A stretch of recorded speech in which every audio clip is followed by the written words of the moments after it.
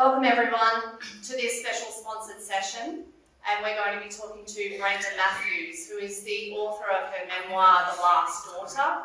Belinda Publishing is really proud that we were able to recently record the audio book of this amazing story, and it's actually available for all of the libraries to order as physical, MP3 and digital copies for your BorrowBox as of this week. I want to start by paying respects to the traditional custodians of the land and waters on which we meet, the Darug Nation, their elders past and present, and we indeed recognise the cultural, social customs of all Indigenous Australians and acknowledge them as the original storytellers of the land.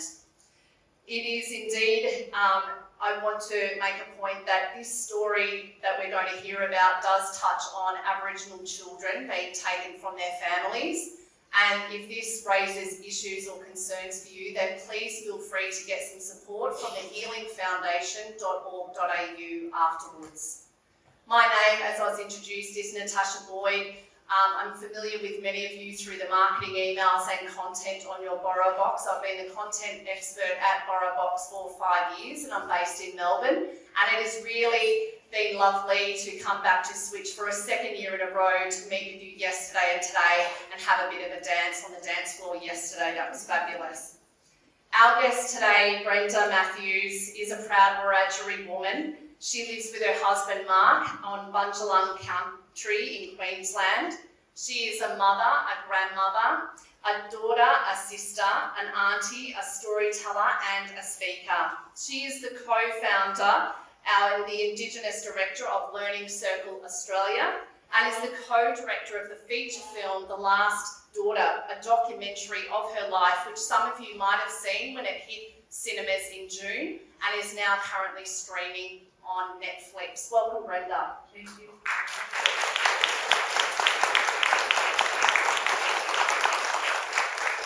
Some of you might be familiar with the documentary, having already seen it, but we thought it would be a really excellent way to get into the book. And so our elevator pitch of what is this story about, we thought would be best represented by a short trailer of the documentary, and we'll just have a brief look at that now.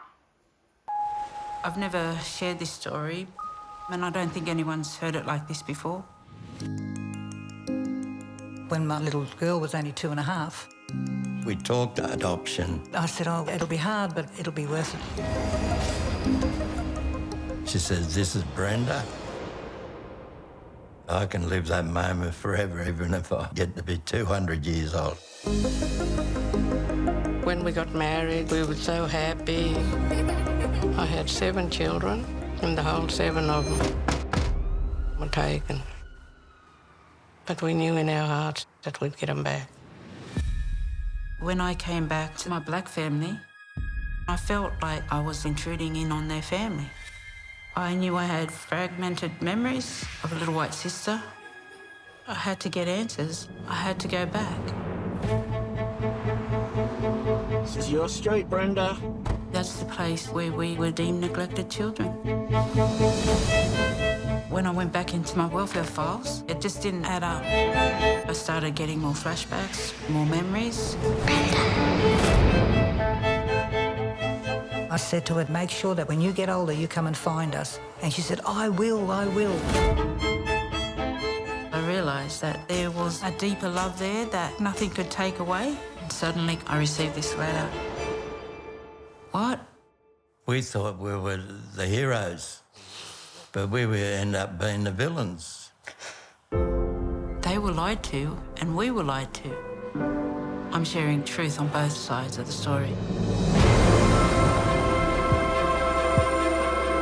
In our culture, that's what we did. We shared stories. I just like to prove that this Aboriginal lady was a good mother. I looked after them. We were just hoping to get back some of the history that we'd lost with her. Together, we can find a way to the real truth. The true history of this country has not been told.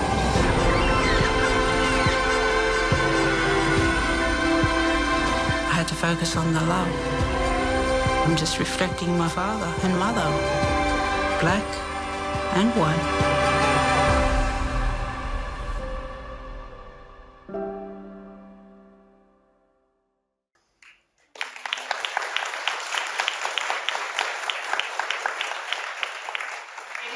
such a powerful story and the documentary. When I actually dived into the book, it obviously, understandably, dealt with so much more background material. So even though there might be some of you who have actually seen the documentary, the book contains so many more details about the background family context, a lot more of the intricacies of your research and your journey through to this. I mean, I personally, Brenda, just found it so revealing.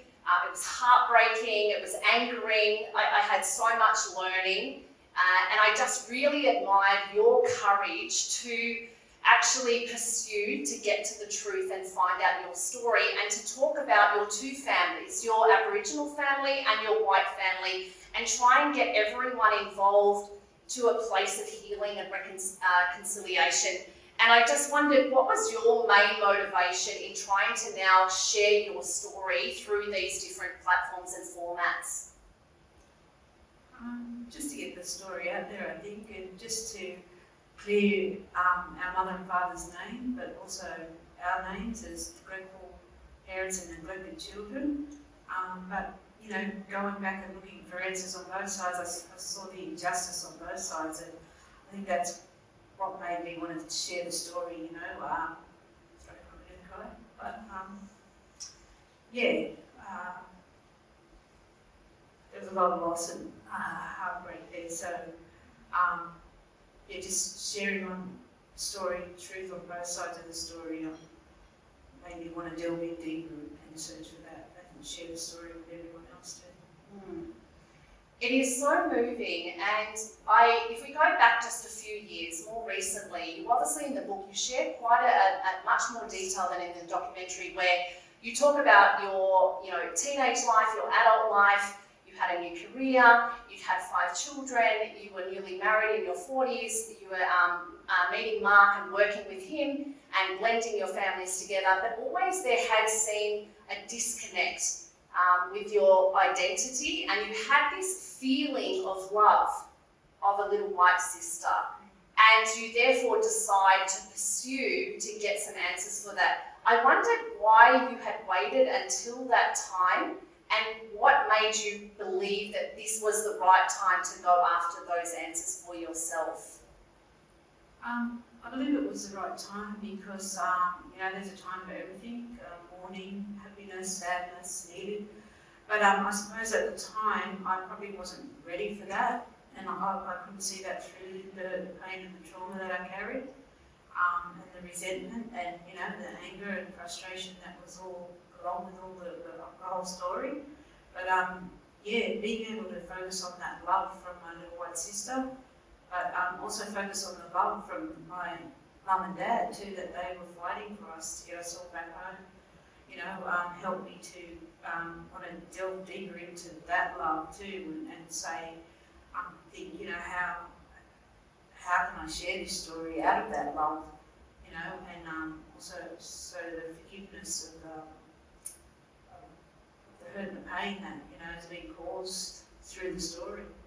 And your research led you to obviously look at department files, and as you have just briefly mentioned before, it was declared that your parents, without any kind of warning or even inspection of their homes or of themselves, they were declared as neglectful parents, and they took yourself at age 2 and your 6 siblings away, and a court case confirmed that, and your siblings will leave their story to the side. They had a different experience, but you were placed in a white family for 5 years who love and raise you during that time, want to adopt you, but then at that time, they then have you taken away and returned to their Aboriginal family without any explanation to your white family. And I just wondered what you actually remembered of that time, and as I suppose more repressed feelings might have come back of your experience of having an early childhood with your white family. I think just the love in that, and just the memories of my little white sister, but also thinking that I was part of their family, for so long. Me not knowing this at the time, but felt a part of that family, found a place in that family. But then being taken home and feeling disconnected from that, but also grabbing onto that identity of a rejected little girl or her little girl, you know, looking out the window for my white family, when are they coming home to get me, you know, because no one explained anything to me on either side, so, you know, I didn't know the full story, but I suppose for a long time I held on to them identities, you know. On my white side, a rejected, hurt, abandoned little girl, and on my black side, a stolen child, you know, from the stolen generation. And for a long time, that was my lived experience, the trauma and the hurt and pain of both sides. And yeah, just being able to, like I said, find answers on both sides of the family, but also one strong memory that stands out, you know, I've got a few memories of my white mother mixing the cream in the mixer blades, you know, and giving them to me and Rebecca, my little white sister, but also, you know, plucking chickens out the back with my father, Mac. Just little things like that, you know, swinging doors in the kitchen, and yeah, they're so precious memories. But I think one of the hurtful ones was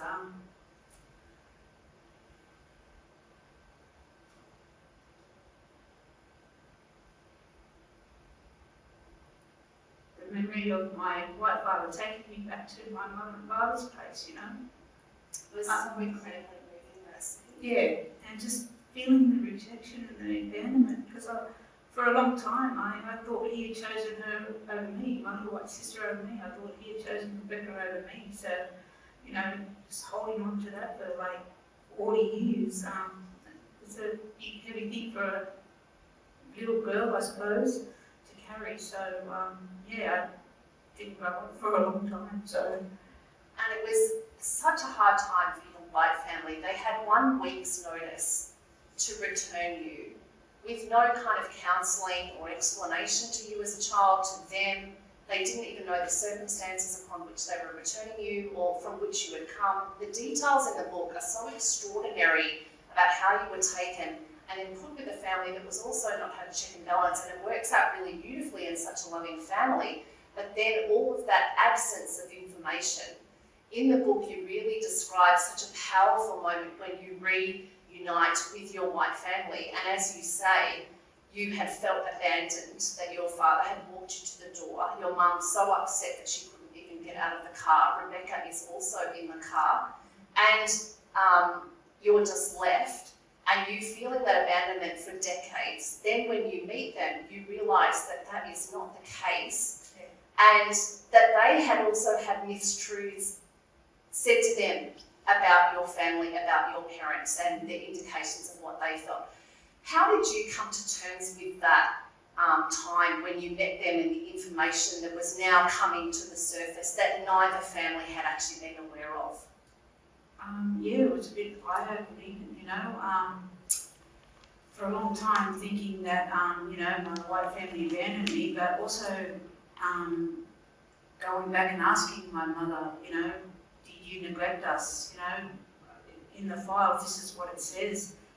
Is that what happened? And you know, for her to open her heart and say, no, that's not what happened. But going back to my white family and listening to them and saying, oh, because one of the first questions my white mother asked me was, is your father still an alcoholic? I was just taken back and shocked by that question, because I'd never seen my father as an alcoholic, you know, that was far from the truth that I knew. And indeed, he was a pastor. Yeah. You're a very religious family, and that was, you know, his kind of main identity as a pastor and a minister. So this must have been a real shock for you to hear this come from your white mother, and that's been their impression all this time. Yeah. As a falsehood. Yeah, because yeah, that, like I said, that description didn't fit my mother and father's description. My father's description, you know, because my mother's description on that side was a single mother who couldn't look after a child, so she gave me away. But they didn't even know about the other children. They only knew about me, so they were even in shock when they saw all the other kids there when they took me back home. So, but yeah, that's how it was for a long time, and you know, it was such a good opportunity to get them white parents and mum to meet. to be able to share truth on both sides and tell the truth from their hearts, and no longer from somebody else telling this story about that person and that story about that person. Because for so long, my mother's thoughts were, they're them white fellas who took my daughter away, and my white side, I was like, that's the black fellas who couldn't even look after their daughter. So, a very traumatic time, I think, for both sides. And for you, the young child who doesn't understand any of this at the time, and then later coming to find the department files, some of them have redacted statements that you then get uncovered, and you're able to actually see the litany of bungling and conversations that allegedly happened or meetings that happened that didn't happen. And one of the interesting things that I suppose that I grabbed from the book as I was reading it, that there was a difference around Australia with how we deal with the stolen generation time frame. So in Tasmania and South Australia, and some of you might not be aware of this, they will say that the stolen generation time period will go to 1975. In New South Wales, they will say that it only goes to 1969. Why this is relevant and would have implications for Brenda and her family is because they were taken in 1973. So do you want to just talk about that, I suppose, quest that then you went on to get your parents' files erased with the statement of being neglectful parents and you were neglected children, but also officially being recognised that you were taken from a department and are part of a stolen generation, but then you are wanting to get to a process of healing and recognition and understanding, because the date, even though it says 1969, you are an example of what happened just out in the regional town that was still existing. Yeah, for a long time, that's what they had, the line in the sand at 69, and when I reached out to them to, take responsibility for us being taken away from our mother and father, no one wanted to take responsibility, so that made me angry and frustrated, and I didn't know how to process that, so I rang Mark, and I was like, how can they say this, and this, and he's like, just write your feelings down, Brenda. So I did, and that's when it turned into a book. And being able to see that no one wanted to take responsibility, I had to take responsibility of myself,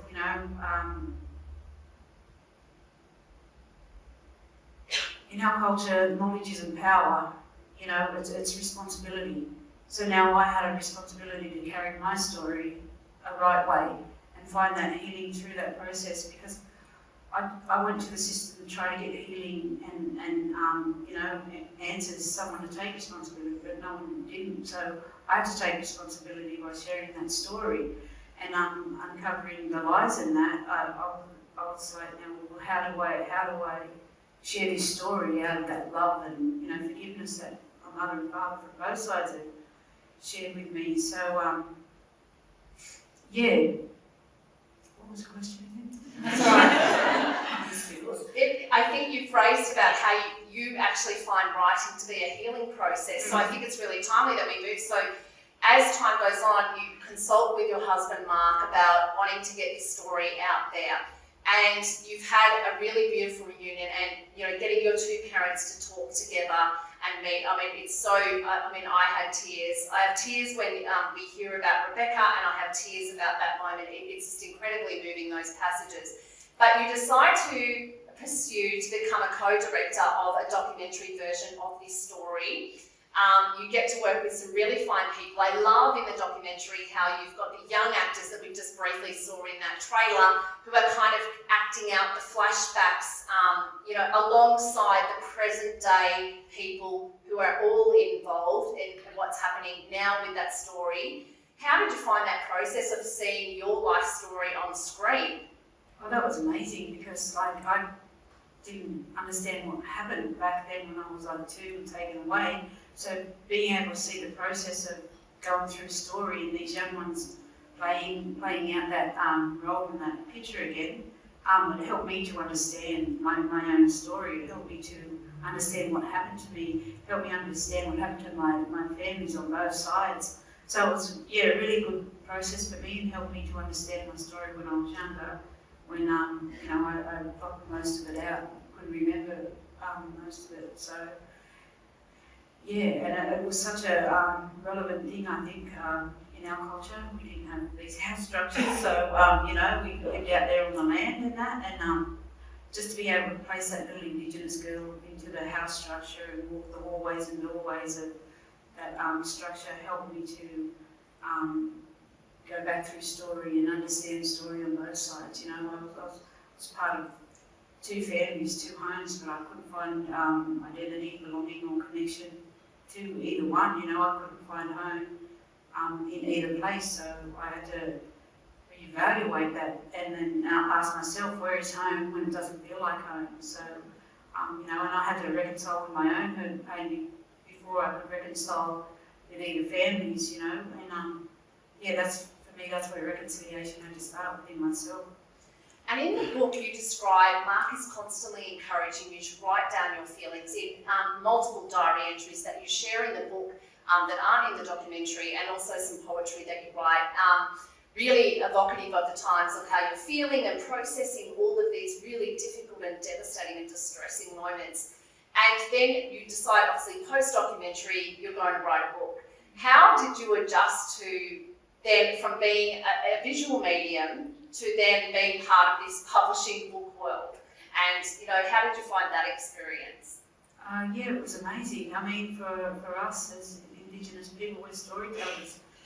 We shared stories and passed them down through the generations. So being able to share story on different platforms now was, incredible. Like I said, these practices aren't ours, but we're a part of that now. So being able to share that on the story, which is a big story on different platforms, so that everyone could listen or look with that.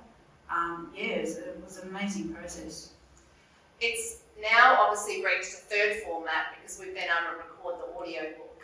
And I actually think that's really pertinent because you hear it as a story being told to you, and it makes sense to me because Aboriginal culture, you pass stories down from generation to generation over thousands of years. And so actually being able to listen to this story, I think, will reach a whole new demographic of people who will get access to this story and be able to listen to it told to them.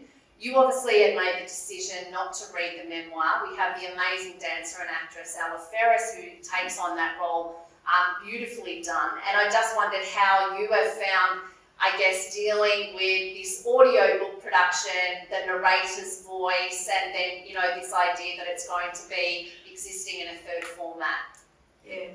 I suppose, like in our culture, the old people always told us to listen and not. So, having the visual of the story on film form, and then also having it in audio, is basically doing what our elders told us to do, listen and not, And I think we can all take part in that, And but it was a bit weird, me not sharing my story, but I don't think it was any different to the process of someone fiddling with your words and turning your words around and putting them in a book. So but we had a little sample of her, Ella, to listen to, and I just found her voice really smooth and sharing the story. But I suppose too, like, stories passed down through the generations, so having someone else tell that story is probably no different from me passing it down to my children or grandchildren and then sharing the story the next time around. So basically that's the way I see it. It is a bit hard because it's not your voice and that, but that's fine with me. So. And I know you've shared that your mum and there's family members who are really looking forward to listening to this story because it's probably their preferred way to access a book. And I should say that it's not all sadness and tragedy. There's a lot of humour. I laughed a number of times, probably when most of the passages with you and Mark are quite funny, and having met him, I can see why that is the case. There's a lot of lightness, there's a lot of love, there's a lot of affirmation, and I feel like the underlying message that really comes throughout the whole book, despite everything that happened to you and your family, is this pursuit of healing and reconciliation and getting everyone on board with this journey to move forward together. Is that what you wanted people to, I guess, take away when they listen to this story? What are you wanting them to, I suppose, get from the reading of this memoir? Well, we can't change the past. We can't forget about the past either, you know, so it's good to acknowledge the past, but it's also good to move forward together and try to find a way how do we live together now, you know. Our Western brothers and sisters have joined Circle in this country now, and I think it's just a matter of listening and looking, you know, because there's story here, story has always been here, and story will continue to be here. So, yeah, just having Mark walk with the fellas from Bunjalung before I even come along and had that connection, you know, and just seeing the banter that, you know, he has with his brothers up there in Bunjalung country. Yeah, no, it was amazing to see, but also to go on that journey and find that healing and reconciliation through our relationship now as black and white, and hopefully that could be an example of, you know, how the bigger picture in this country could be, you know, that we can't do it without each other, we need each other, you know.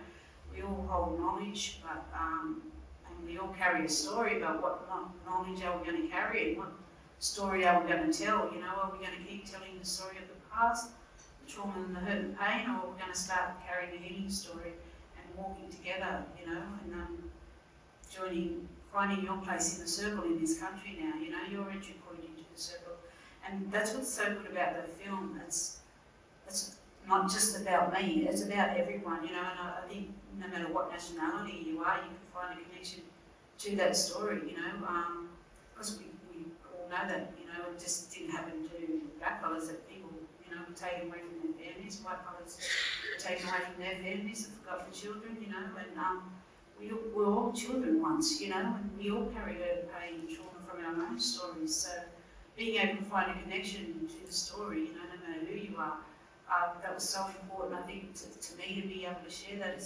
It's not just about one person in our culture, it's about the collective.